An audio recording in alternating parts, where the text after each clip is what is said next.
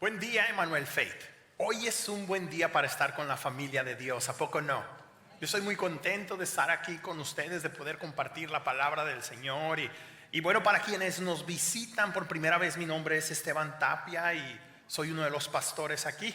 Hoy voy a tener el privilegio de compartir con ustedes acerca de la palabra del Señor. Así es de que déjenme preguntarles, ¿están listos para escuchar la palabra del Señor? Si así es, los invito a que por favor abran sus Biblias en Filipenses capítulo 2. Permítanme empezar por compartir que yo leí mi primer libro hasta los 30 años de edad. Y no es algo de lo que me siento muy orgulloso. Pero el primer libro que leí fue el libro titulado Una vida con propósito, del pastor Rick Warren. Era el año 2008 y mi familia y yo recientemente nos habíamos movido a la ciudad de Chula Vista desde la ciudad de Tijuana. Después de unas semanas de mudarme, contacté a un amigo que vivía en el área y decidimos comenzar un estudio bíblico, una reunión para hablar de las cosas de Dios. Y mi plan fue usar el libro que ya había escuchado múltiples veces acerca de él, Una vida con propósito, como el material de estudio. Pues sabía que tenía 40 temas y eso pues nos alcanzarían para platicar acerca de ello por alrededor de un año. Recuerdo que en nuestra primera reunión solamente estaban nuestras dos familias, estaban la familia de mi amigo y yo, y la semana siguiente se nos unió otra familia y pronto otra más también. Entonces decidimos que era tiempo para nosotros de buscar un lugar más grande para podernos reunir y Dios nos lo proporcionó. Sorprendentemente así fue como comenzó nuestra pequeña iglesia en Chula Vista. Hablando de principios y lecciones de Rick Warren para vivir la vida cristiana. Según este pastor, nuestro propósito como individuos comienza con Dios y enseña que los creyentes vivimos para los siguientes propósitos. Vivimos para adorar, para tener compañerismo, para crecer en el discipulado, para servir y también para compartir la misión de Jesús. Ahora, tú puedes estar de acuerdo o no con los principios que este pastor enseña en su libro, pero creo yo que será hasta que los creyentes reconozcamos que nuestro propósito solo se puede encontrar en Dios, que estaremos listos para explorar lo que significa vivir cumpliendo el buen propósito de Dios. Y no solamente como individuos, sino también como iglesia local, como una colonia del cielo. Verás, Dios es un Padre amoroso que no solamente está interesado en atraernos a Él, sino que Él también busca acercarnos a los demás. Él quiere que tú y yo, por lo tanto, funcionemos como ciudadanos y testigos de su reino en este mundo caído. Con todo lo que está pasando en el mundo y en este país, tal vez algunos de nosotros estamos un poco preocupados por las elecciones. Permítanme recordarles que los cambios que los políticos pueden hacer en el mundo o en este país son demasiado limitados comparados con el cambio que nosotros, como la iglesia del Señor, podemos provocar en nuestra sociedad. Mis hermanos, mis hermanas, el problema que muchos de nosotros tenemos es que constantemente buscamos soluciones para nuestros problemas. Pero como la iglesia del Señor tenemos que darnos cuenta que Jesús quiere usarnos a nosotros como parte de la solución. Tú y yo podemos marcar una diferencia extraordinaria en este mundo. Dios quiere usarnos a ti y a mí para cumplir su buen propósito. Pero para poder cumplirlo, tú y yo tenemos primero que estar dispuestos a experimentar una transformación en nuestro ser. Ahora, esta transformación de la que estoy hablando no va a ser una transformación milagrosa, no va a ser algo que suceda automáticamente en algún momento muy especial y de intimidad con Dios. Dios puede usar esos eventos para hacer alguna transformación, pero no te va a cambiar a la imagen de Jesucristo de esa manera milagrosa. Tú y yo tenemos que invertirnos en un proceso de santificación. Esa transformación va a ocurrir en nosotros a través de una serie de transiciones en nuestra manera de pensar y en nuestra manera de operar. Las transiciones, si quieres pensarlo de alguna manera, son como el paso a paso de la transformación. Son lo que llevan a los seguidores de Jesús de un lugar a otro, de lo que eran a lo que ahora pueden ser en el Señor. Verás, todos los verdaderos creyentes tenemos que estar transicionando, tenemos que estar siendo cambiados, tenemos que estar siendo conformados, tenemos que estar siendo transformados a la imagen de Cristo Jesús.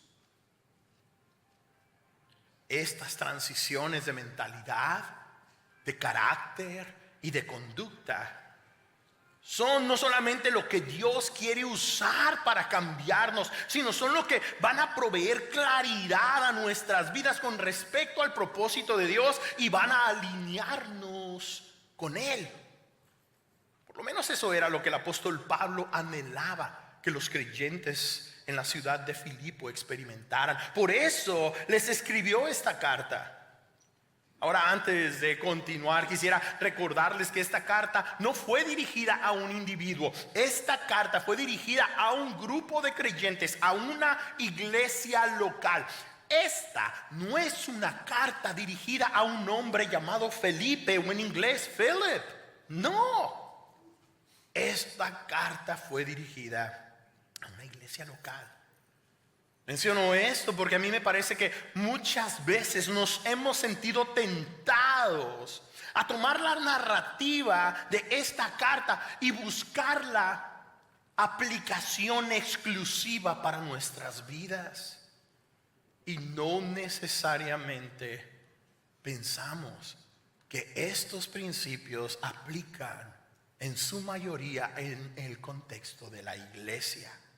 Muchas veces tomamos algunos de los maravillosos versos de esta carta y los hacemos nuestros, como si estas palabras fueran dirigidas a ti o a mí y no a nosotros. Esto lamentablemente nos ha movido a ir por el mundo como cristianos muy independientes los unos de los otros y no como parte de un pueblo, de una comunidad o de una tribu. Esto lamentablemente nos ha movido a ir por el mundo muy distanciados los unos por los otros, mientras que Pablo dice en el versículo 2 del capítulo 2 de Filipenses: llénenme de alegría, teniendo un mismo parecer, un mismo amor, unidos en alma y pensamiento. Digan conmigo, unidos. Muy bien. Es muy importante para nosotros tener en cuenta que Dios es un Dios relacional. Sin embargo, algunos de nosotros todavía estamos tratando de vivir la vida cristiana solos, de cambiar el mundo solos y de vivir comprometidos solamente con nuestro crecimiento personal. Tú y yo tenemos que reconocer que la obra que Dios quiere hacer en el mundo no la va a hacer a través de ti, no la va a hacer a través de mí. Lo que Dios quiere hacer en este mundo lo quiere hacer a través de nosotros. Dios quiere usarnos para compartir su buen propósito en este mundo. Pero para poder colaborar en unidad, vamos a necesitar humildad, ¿sí o no? ¿Por qué es tan importante la humildad? Porque la humildad viene antes de la comunidad. Humility comes before community. Lo bueno es que tenemos un buen ejemplo a seguir. Jesús nos ha mostrado el camino a la humildad. De acuerdo a Filipenses capítulo 2 del versículo 6 al 8, Jesús, quien siendo por naturaleza Dios, no consideró el ser igual a Dios como algo a que aferrarse. Por el contrario, se rebajó voluntariamente, tomando la naturaleza de siervo y haciéndose semejante a los seres humanos. Y al manifestarse como hombre, se humilló a sí mismo y se hizo obediente hasta la muerte y muerte de cruz. ¿Lo escuchaste bien? Jesús se humilló a sí mismo. Por eso Él es el mayor ejemplo que podemos encontrar acerca de lo que es verdadera humildad. Él es nuestro ejemplo, Él es nuestro modelo. Y Pablo dice que para nosotros como discípulos del Señor es por lo tanto posible crecer en unidad si adoptamos la mentalidad humilde de Jesús. Una mentalidad de completa confianza con el Padre, sabiendo que el Padre haría su perfecta obra a través de Él. Mis hermanos, en Jesús no solamente tenemos un buen ejemplo, hemos adquirido también una nueva mente, un nuevo estándar de operar y de funcionar, una nueva forma de vivir. Y una vez que nos aventuramos a vivir a la manera de Jesús, aprendemos a confiar más y más y más en su fidelidad.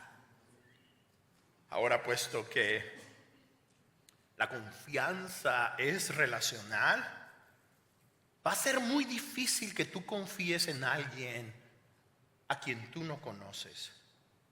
Pero una vez que vas conociendo más de Dios, vas a aprender a confiar más y más en Él. Una vez que aprendemos a confiar en Jesús, estamos listos para transicionar de confiar a obedecer. From trusting to obeying. ¿Sabes? La confianza motiva para la obediencia. La confianza motiva para la obediencia. Y la obediencia, por otro lado, confirma nuestra confianza en el Señor. Después de escribirles a los filipenses acerca de la humillación y exaltación de Cristo en los primeros versículos del capítulo 2, el apóstol Pablo reconoció que ellos habían sido una iglesia obediente al Señor. Sin embargo, el anhelo del apóstol Pablo era que ellos se mantuvieran firmes de esa misma manera, aunque él estuviera ausente. Por eso les dice en el versículo 12: así que mis queridos hermanos, como han obedecido siempre, no solo en mi presencia, sino mucho más ahora en mi ausencia. Y luego dice la segunda parte del verso 12: lleven a cabo su salvación con temor y temblor. Work out your salvation with fear and trembling. El apóstol Pablo estaba en prisión. Y aún en prisión se tomó el tiempo para recordarle a los filipenses que la salvación debe de expresarse en acción. Que tú y yo debemos de expresar nuestra salvación a través de lo que hacemos. Y que Dios planeó que nuestra salvación hiciera un impacto profundo en este mundo. Fue en nosotros por medio de Jesús y será a través de nosotros en el poder del Espíritu Santo que Dios ha comenzado a hacerlo todo nuevo. Escúchame bien. La iglesia es la estrategia de Dios para alcanzar al mundo. Fue en nosotros donde comenzó esta labor. Ahora es a través de nosotros que Dios quiere obrar. Y por esa razón el apóstol Pablo nos reta a ocuparnos de nuestra salvación con temor y temblor. Ahora Pablo no está diciendo que debemos de trabajar para ganar nuestra salvación. Él no está diciendo trabajen por su salvación. Él está diciendo lleven a cabo, ocúpense en su propia salvación, pongan a trabajar su salvación. Las escrituras son muy claras en cuanto a que la salvación de Dios nos es dada como un regalo de Dios por medio de la fe en la obra de Jesús, no por nuestras propias obras. Por lo tanto, tenemos que recordar que aquí el apóstol Pablo se está dirigiendo a cristianos ya salvos. Y por eso los exhorta a hacer público lo que Dios ya ha hecho en sus vidas. Pablo dice, lleven a cabo su salvación con temor y temblor, pues Dios es quien produce en ustedes tanto el querer como el hacer, para que se cumpla su buena voluntad. It is God who works in you. Dios está trabajando en nosotros. Nosotros tenemos que ocuparnos de nuestra salvación con temor y temblor. Y esto lo que significa es que tenemos que reconocer primero que nada nuestra carnalidad.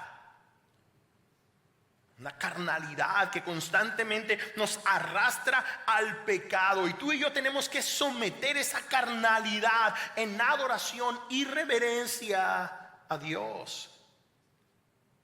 Pero ahora estamos viendo en este versículo 13 que esa es tu responsabilidad, mi responsabilidad, someter la carne. Pero la obra de Dios no depende de nosotros. Es Dios el que está operando, es Dios el que está trabajando aún con nuestros deseos de querer agradarlo a Él.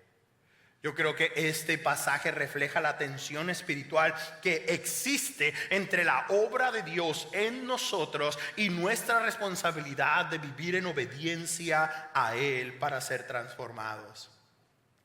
La obra de Dios comienza con nuestra voluntad y luego el Espíritu de Dios nos empodera para poder actuar en obediencia.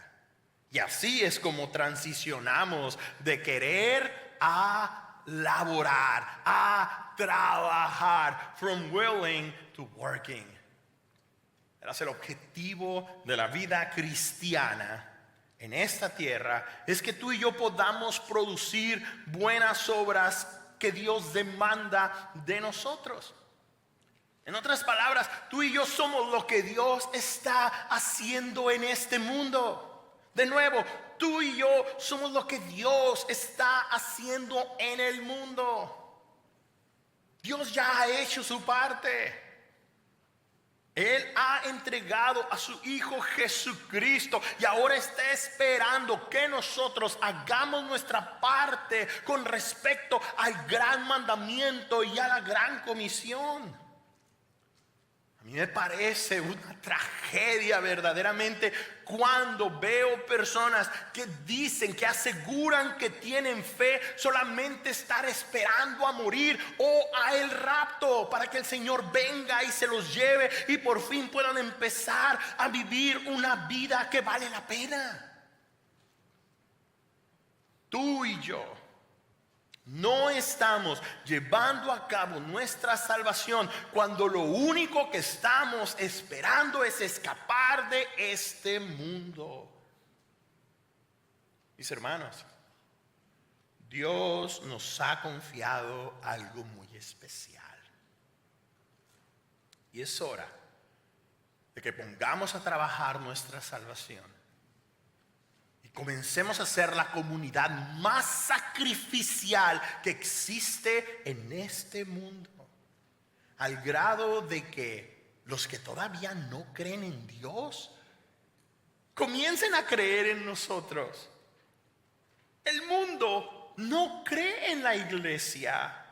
Muchos de ellos no creen en Dios, pero te vas a sorprender con la cantidad de personas que creen en Dios, pero no quieren nada que ver con nosotros.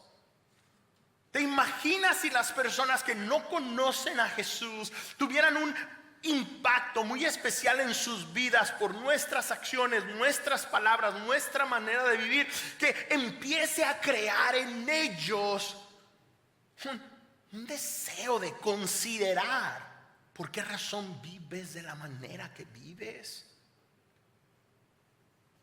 Puede ser nuestra forma de vivir lo que Dios puede usar para que otros experimenten la obra de Dios.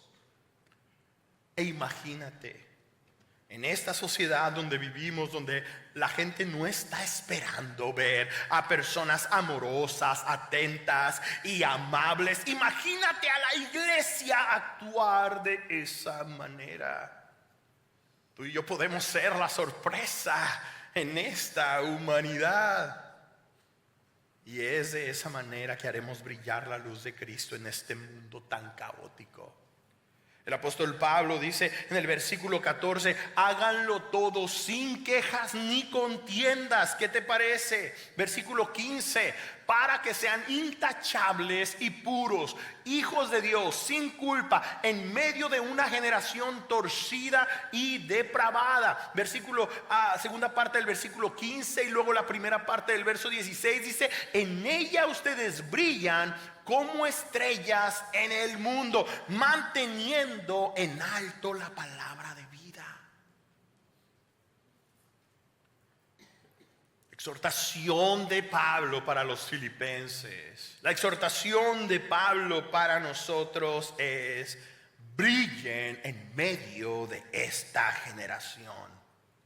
En medio de esta generación humanista, materialista, hedonista, brillen como las estrellas del cielo. No solamente haciendo lo bueno, sino también compartiendo el mensaje que se nos ha dado. Tú y yo tenemos que hablar la palabra de vida y nuestras acciones tienen que respaldarla. Tú y yo necesitamos transicionar de hacer a compartir. From doing to witnessing. Pablo dice que como seguidores de Jesús debemos de vivir para agradar a Dios y servir a los demás sin quejarnos. Imagínate que nosotros debemos de vivir sin quejarnos en medio de un mundo lleno de tanta insatisfacción. En un mundo donde toda la gente se queja, el Señor nos está invitando a nosotros, nos está retando a nosotros a no quejarnos. Yo no sé si tú sabías, pero la queja revela el estado de nuestro corazón. Cuando una persona se queja es porque en su corazón no hay paz. Lo que sale de nuestra boca, tenemos que recordar, es muy importante. Por ello debemos de apropiarnos de la paz de Jesús. Y tenemos que empezar a movernos y actuar con la actitud correcta. Es interesante notar que tan solo con dejar de quejarnos traemos un poco de la luz de Cristo a este mundo. Por otro lado, cuando nos quejamos, lo único que hacemos es sumarle al caos, sumarle a la desesperación. Cuando que tú y yo como seguidores de Jesús debemos expresar el carácter de Dios en todo lo que hacemos y con todo lo que decimos. Tú y yo tenemos la oportunidad de comunicar a través de nuestras acciones y palabras el evangelio de vida a las demás personas. Y será cuando la iglesia proclame con sus acciones y palabras el amor y la paz de Dios que el mundo podrá ver en nosotros que Jesús es el Señor. Jesús es el Señor, no César. Jesús es el Señor, no César. Ese fue el mensaje que llegó proclamando Pablo a esa ciudad de Filipo 10 años atrás. Y ahora Él espera que los filipenses continúen haciendo lo mismo. Pablo quería que los filipenses se convirtieran en buenos representantes de Jesús y de su reino en esa ciudad. Una ciudad tan influenciada por el imperio romano. Y ahora tú y yo tenemos una oportunidad muy similar. Tú y yo podemos ser los representantes del Rey Jesús y su reino en esta sociedad, para esta generación.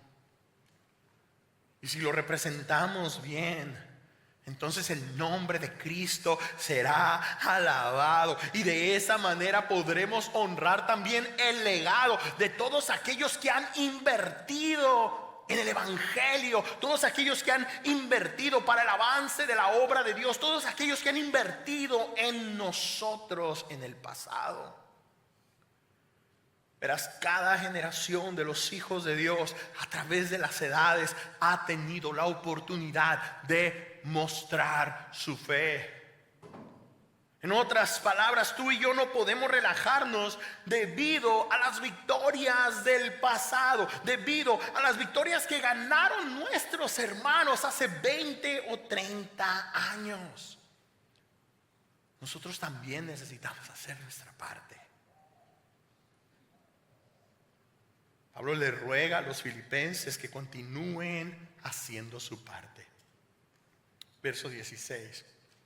Así, en el día de Cristo me sentiré satisfecho de no haber corrido ni trabajado en vano. Verso 17. Y aunque mi vida fuera derramada sobre el sacrificio y servicio que proceden de su fe, me alegro y comparto con todos ustedes mi alegría. Así también ustedes alégrense y compartan su alegría conmigo. Mis hermanos, mis hermanas, nosotros debemos de hacer nuestra parte y debemos de hacerla con alegría. Pablo quería regocijarse por y con los filipenses, y él sabía que si ellos se mantenían firmes, la inversión de él, la inversión de los años de ministerio en el tiempo atrás no iba a ser en vano. Hay una historia muy interesante en el segundo libro de Samuel, capítulo 23. En esa porción de la escritura leemos que en una ocasión, cuando los filisteos controlaban el pueblo de Belén, David tuvo un repentino deseo de beber agua de un pozo que estaba en ese pueblo.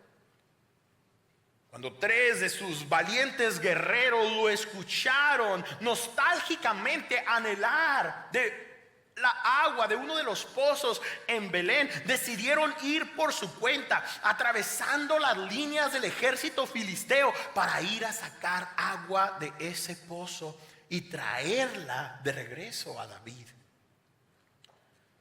Cuando estos 3 hombres regresaron con el agua,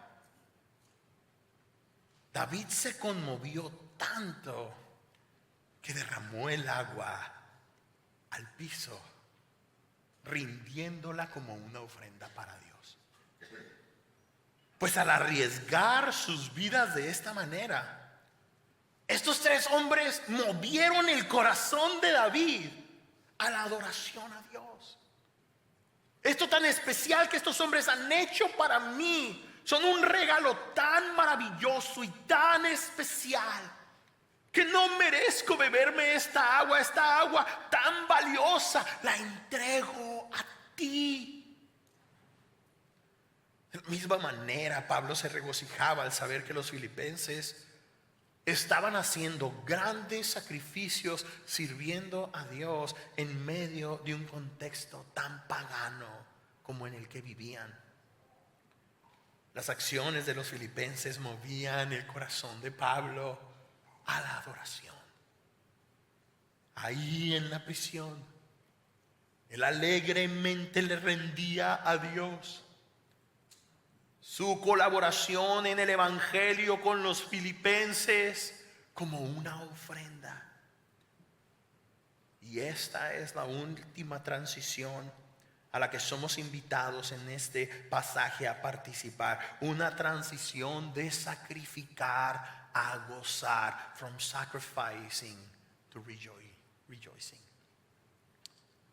Mis hermanos, si realmente anhelamos marcar una diferencia significativa en esta generación, tenemos que adoptar la mentalidad de Pablo, que a su vez había adoptado la mentalidad de Jesús.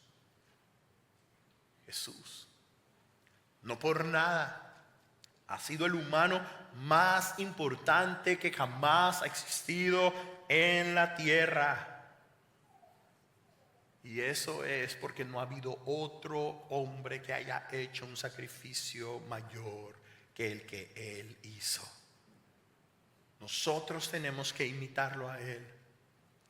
Tú y yo tenemos que ser siervos dispuestos a sacrificarlo todo por Él. Tú y yo tenemos que disponernos a vivir vidas que cumplan el buen propósito de Dios. Tú y yo tenemos que disponernos a vivir en unidad sacrificial mientras servimos, compartiendo de esa manera a la persona de Jesús, convirtiéndonos en esa manera en un reflejo de Jesús a la humanidad, porque tú y yo somos su cuerpo.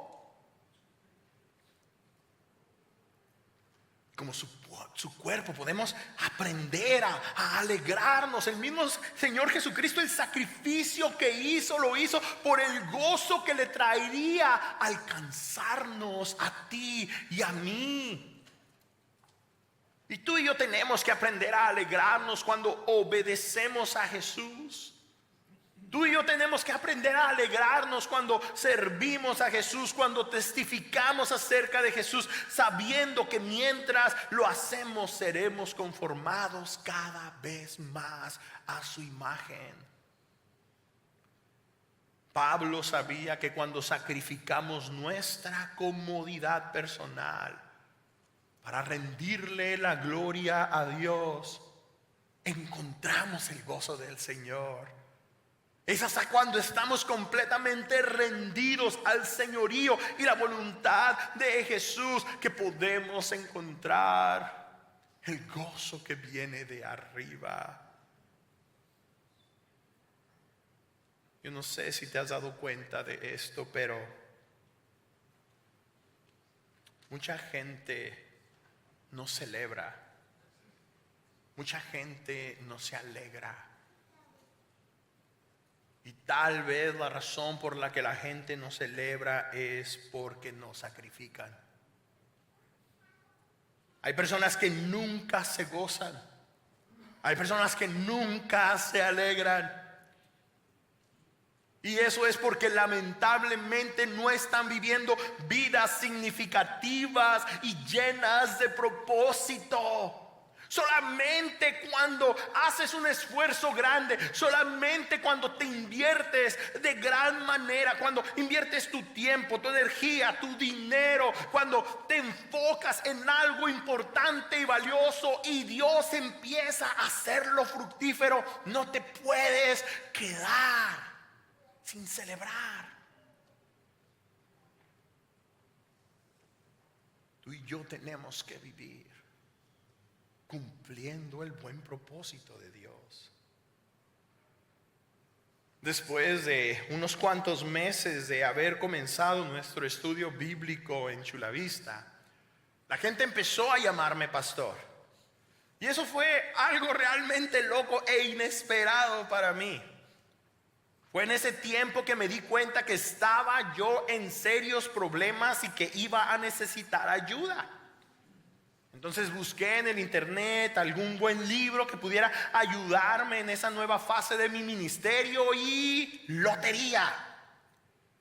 encontré un libro que me ayudaría. Un libro que me ayudaría a aprender más acerca de cómo desarrollar mejor la vida de nuestra pequeña congregación. En ese libro encontré muchos principios que yo ya sabía, pues ese libro había sido escrito por mi autor favorito hasta ese tiempo, porque era el único autor que había leído. El nombre de ese libro es Una iglesia con propósito. Recuerdo que leí ese libro como 5 o 6 veces durante los próximos 3 años.